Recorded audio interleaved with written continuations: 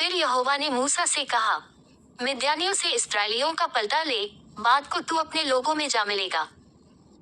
तब मूसा ने लोगों से कहा, अपने में से पुरुषों को युद्ध के लिए हथियार बंधाओ, कि वे मिद्यानियों पर चढ़ के उनसे यहोवा का पलटा ले।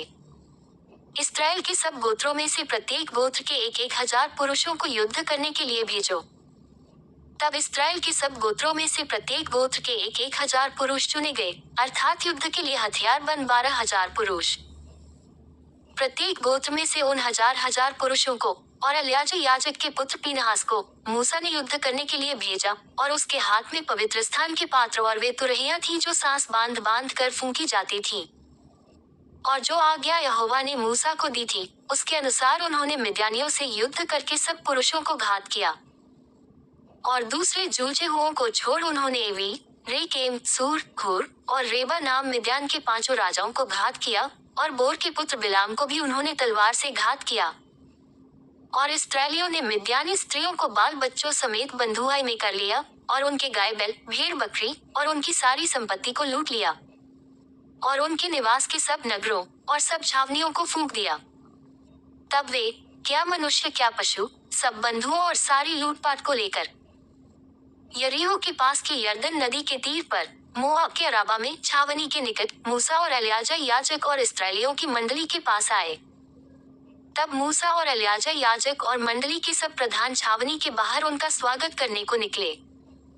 और मूसा सहस्त्रपति शतपति आदि सेनापतियों से, जो युद्ध करके लौटे आते थे, क्रोधित होकर कहने लगा, क्या तुमने सब स्त्रियों को जीवित छोड़ दिया? देखिए, बिलाम की सम्मति से पो के विषय में इस्राएलियों से यहोवा का विश्वासघात इन्हीं ने कराया, और यहोवा की मंडली में मरी फैली। सो अब बाल बच्चों में से हर एक लड़की को और जितनी स्त्रियों ने पुरुष का मुंह देखा हो उन सबों को घात करो, परंतु जितनी लड़कियों ने पुरुष का मुंह न देखा हो उन सबों को तुम अपने लिए जीवित रखो। और तुम लोग 7 दिन तक छावनी के बाहर रहो, और तुम में से जितनों ने किसी प्राणी को घात किया और जितनों ने किसी मरे हुए को छुआ हो, वे सब अपने अपने बंधुओं समेत तीसरे और 7वें दिनों में अपने अपने को पाप छुड़ाकर पावन करें। और सब वस्त्रों और चमड़े की बनी हुई सब वस्तुओं और बकरी के बालों की और लकड़ी की बनी हुई सब वस्तुओं को पावन कर लो। तब एलियाजा याजक ने सेना के उन पुरुषों से जो युद्ध करने गए थे कहा, व्यवस्था की जिस विधि की आज्ञा यहोवा ने मूसा को दी है वही ये है, कि सोना, चांदी, पीतल, लोहा, रांगा और सीसा, जो कुछ आग में ठहर सके उसको आग में डालो, तब वह शुद्ध ठहरेगा। तो भी वह शुद्धता छुड़ाने वाले जल के द्वारा पावन किया जाए, परंतु जो कुछ आग में न ठहर सके उसे जल में डुबाओ। और 7वें दिन अपने वस्त्रों को धोना, तब तुम शुद्ध ठहरोगे, और तब छावनी में आना। फिर यहोवा ने मूसा से कहा, एलियाजा याजक और मंडली के पितरों के घरानों के मुख्य मुख्य पुरुषों को साथ लेकर तू लूट के मनुष्यों और पशुओं की गिनती कर। तब उनको आधा आधा करके एक भाग उन सिपाहियों को जो युद्ध करने को गए थे, और दूसरा भाग मंडली को दे।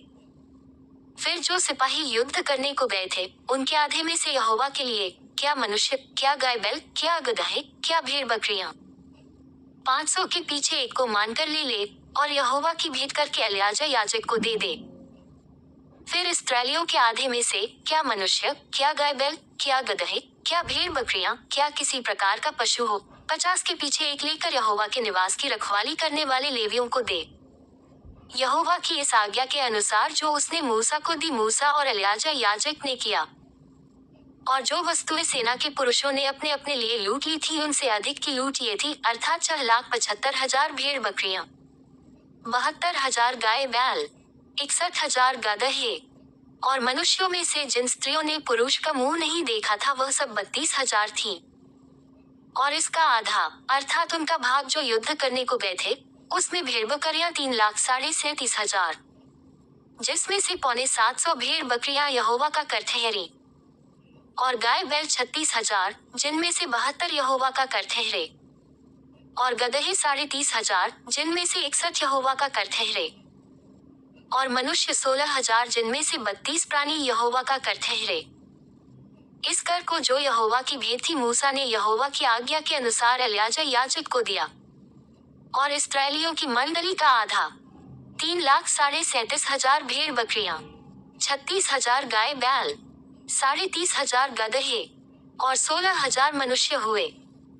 इस आधे में से जिसे मूसा ने युद्ध करने वाले पुरुषों के पास से अलग किया था, यहोवा की आज्ञा के अनुसार मूसा ने, क्या मनुष्य क्या पशु, 50 पीछे एक लेकर यहोवा के निवास की रखवाली करने वाले लेवियों को दिया। तब सहस्त्रपति शतपति आदि, जो सरदार सेना के हजारों के ऊपर नियुक्त थे, वे मूसा के पास आकर कहने लगे, जो सिपाही हमारे अधीन थे उनकी तेरे दासों ने गिनती ली और उनमें से एक भी नहीं घटा। इसलिए पायजेब, कड़े, मुंदरियां, बालियां, बाजूबंद, सोने के जो गहने जिसने पाया है, उनको हम यहोवा के सामने अपने प्राणों के निमित्त प्रायश्चित करने को यहोवा की भेंट करके ले आए हैं। तब मूसा और एलियाजा याजक ने उनसे वे सब सोने के नक्काशीदार गहने ले लिए। और सहस्त्रपतियों और शतपतियों ने जो भेंट का सोना यहोवा की भेंट करके दिया वह सब का सब 16,750 शेकेल का था। योद्धाओं ने तो अपने अपने लिए लूट ले ली थी।